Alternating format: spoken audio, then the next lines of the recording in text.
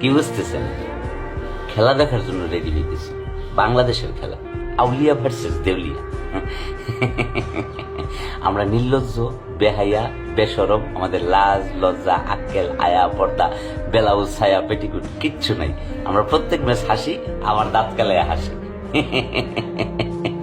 প্রত্যেক ম্যাচ হারার পরেই আমরা মনে কষ্ট পাই।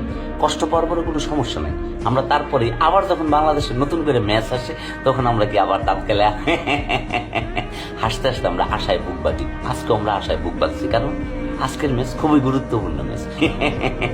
সুতরাং নির্লজ্জের মতো আবার মনে করেন যে আমরা খেলা দেখার জন্য রেডি হইতেছি।